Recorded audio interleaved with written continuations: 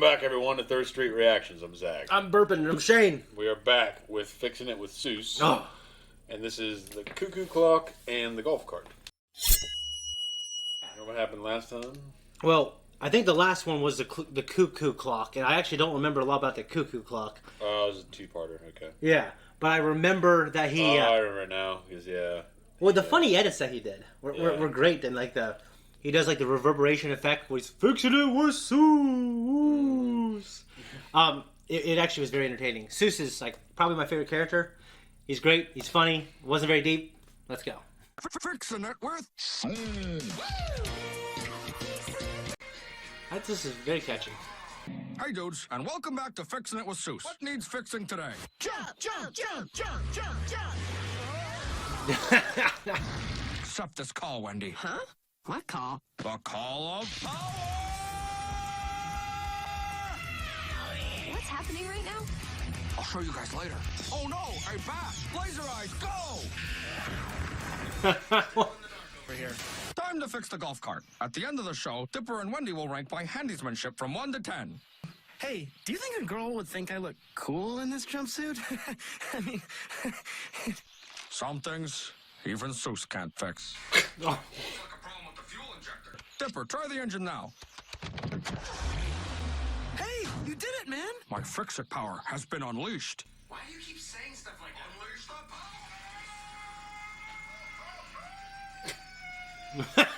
power! Oh, the green shit from where you... Like it's not comped incorrectly. Behold! That's actually really badass. Because you're doing multiple things. You're fixing it, you're making it better, like Tim the Toolman and Taylor, and you're adding art. Yeah.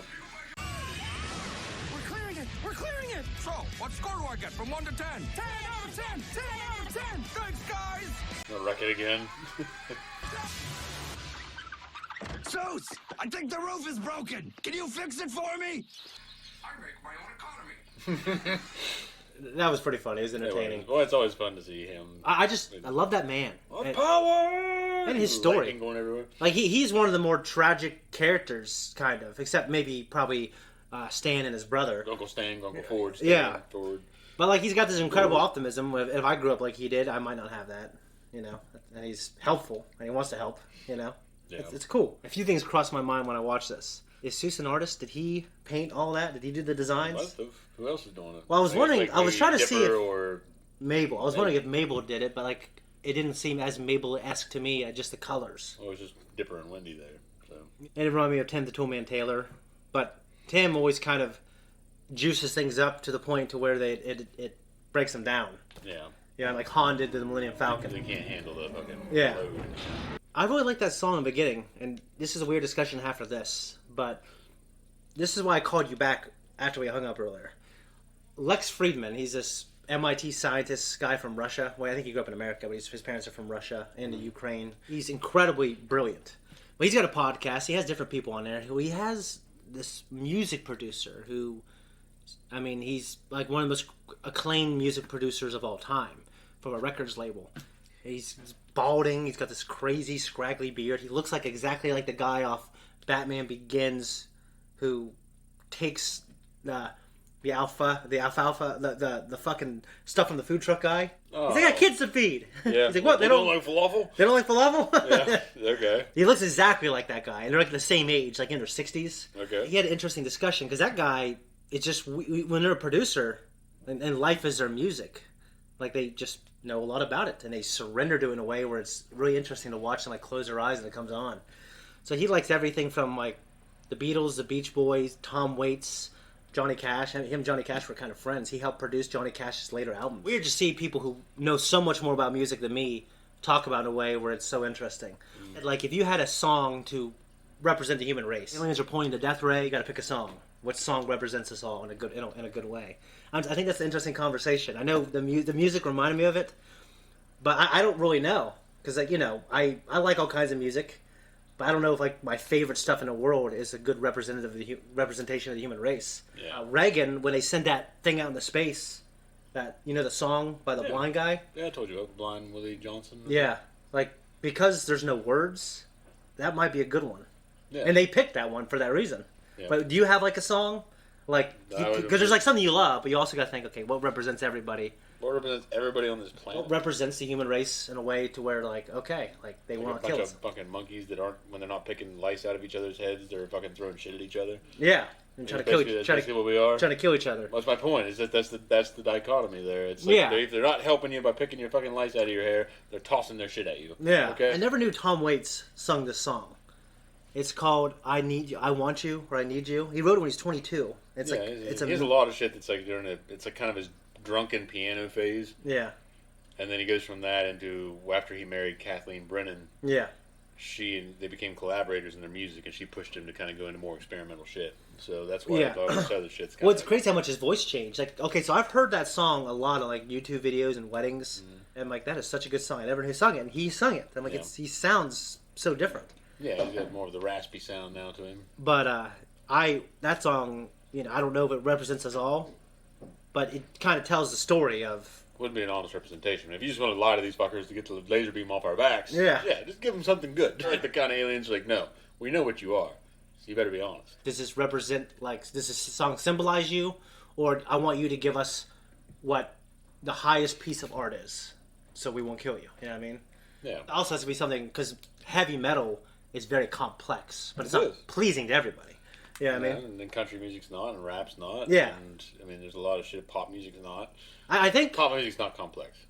Not that complex. It's not traditionally. Yeah. Like some of the stuff I like is all complex. You know, I like a lot of simple shit, but I'm just saying that, like, do you compare that to? Do the aliens want complex, or do they want good? The hell's that in Rick and Morty? In that contest. The dance? No, they had to come up with a song. You have to call it something. What the fuck was it called? God, I can't remember. Like the name of the first song they did, it was like Rick just coming up with something.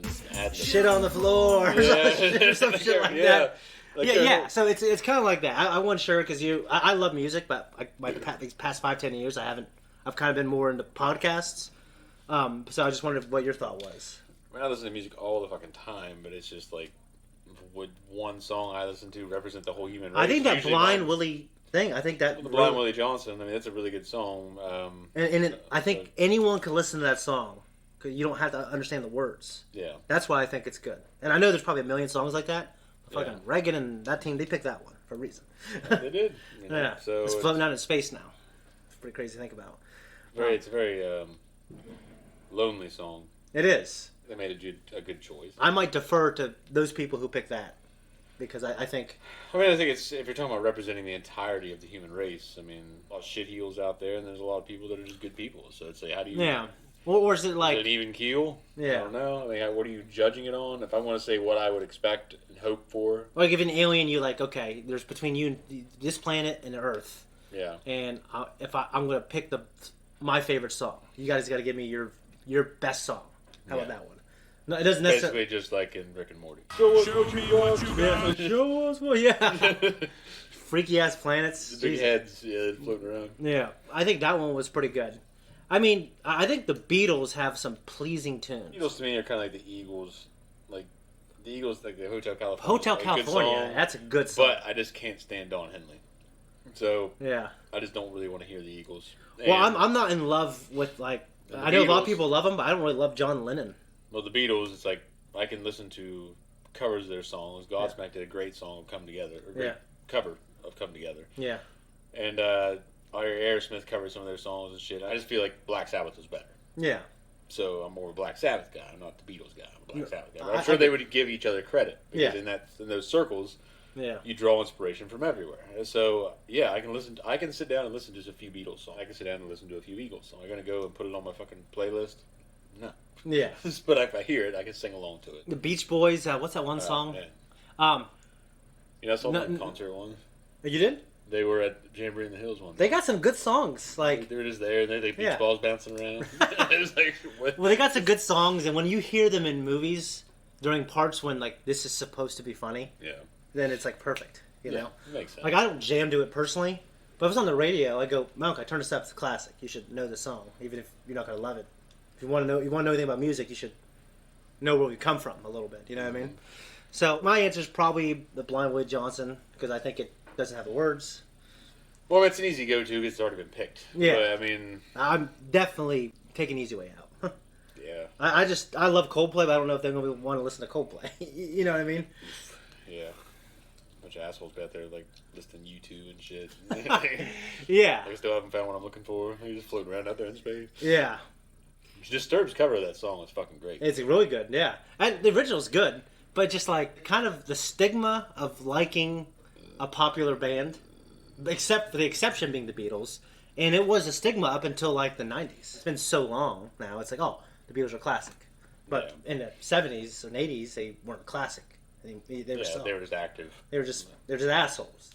Well, it's the same way on all sides. I mean, you had big name country artists. You had Metallica, forefront of most thrash metal and shit. Slayer, Metallica and Slayer. And it's like, oh well, everyone likes Metallica. Everyone wants to be known as, like, I like this obscure guy that no you one's... want the original shit, and that's what Lemmy from Motorhead was talking about. Yeah. They're inverted snobs. So if someone else starts liking it, it's like you don't want them to like it because you want it to yourself. Yeah. It's like I get you want your own thing, but eventually you got to realize, hey, other people like this shit too, and what you really have to do is like turn around and say, admit the things you like that you don't want to admit you like. Yeah. Like that's the real key. Like you just have to be willing to sit down. Like, yeah, I like some Limp Bizkit songs. Yeah. And I do. I like Disturbed. Yeah. And I like. Well, okay, friends, songs. like Disturbed, System of a Down, Chevelle in the early 2000s when they were kind of becoming huge.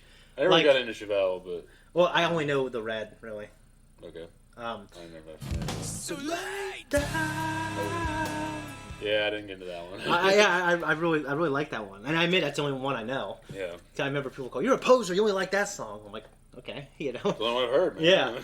But guys who you were in a band, and some of those guys when they made fun of me hardcore for liking that shit. Yeah. But our buddy Matt, when he got older, he's like, "Yeah, I like that shit." Yeah. Well, you motherfucker, you gave me shit. It's like, I know. I don't know why. I did make fun of you for liking some Audio Slave when we were younger. No, Soundgarden. Also, I didn't quite get into it though when I was younger. But as I got older, and especially with Audio Slave, Chris, I got more, Audio Slave, more exposure they have to some Chris good Cornell. ones, man. Yeah. Audio Slave, is great, and it was a collection of his shit from Soundgarden and Audio Slave. Yeah. And shit, it was really good. And was it Temple of the Dog? Yeah, there's a lot of great music out there. There's nothing wrong with liking any of it. Yeah. Unless they're talking about like hanging black people or some crazy ass shit. Yeah. But Did you want to like just pick an answer or just say it's too hard? one song comes to mind for me. Honestly, I can never remember the name of it. It's a Megadeth song. Okay. I'd be damned if I can't remember it, and I'd be damned if I can look it up because I'll be damned if I have service down here. Yeah, probably not. So, I'll look at my phone with hope that when I open my music app, I can search through it. I guarantee it will not happen. But we're gonna give it the old college try here. Yeah. I've got 2 bars. That's What's rare. that all about? Yeah, whatever's on this, by the way, is spreading like a disease. We need to clean I know, it's looking pretty rough. It looks like a petri dish. But something's gonna start like growing out of it at one point. It's going to come alive. It's Like going to kill us. It's going to replace us. Like Jerry's head in Rick and Morty when he makes that little clone head to talk to Beth on the phone. I will eat your world.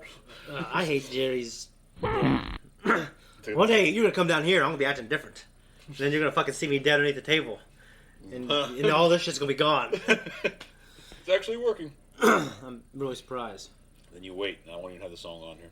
It's a ballad. And I was also it's got a French name. Yeah. I never fucking remember it. So somebody that's a big Megadeth fan out there. Because I've been a touch and go Megadeth fan. I just really haven't sat down and spent time and listened to a lot of his shit, Dave Mustaine's shit. Yeah. And also one thing to consider is like Beethoven's Fifth and stuff like that. Yeah, I get that it's important to our history, but you can't listen to Beethoven's Fifth now and say this tells you everything you need to know about humanity. I agree. And there it went. I can't even remember what the Fifth sounds like. Lost it. What's like the ballad of the every time like they're dropping a torpedo or there's planes flying? What's it called? The Flight of the Valkyries. I think that's a pretty sweet song. Yeah, it's Wagner. Yeah, I think that's pretty sweet. So I think it's the Flight of the Valkyries. I'm probably gonna take this conversation and make it like a podcast conversation because we had we stretched Gravityfalls post talk way longer than it had any right to be. Quite thin. But it was a good talk though.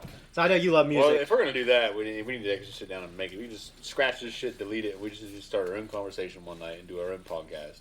Well, it needs to be that. It needs to be in length. I think that's the plan. I think that's become prepared. I think that should be the plan. Anyways, I don't have anything else. Do you have anything else? No. All right. Thanks everyone for tuning in. If you like what we do here, like and subscribe. Find us on Instagram. Find us on Twitter. We're on Patreon full length. Hit that thank you button down below if you really like it. If you don't really like it, you can actually say so down below. We might catch it in the comments. We don't really filter them out unless it's like something fucking retarded. Racist. There you go.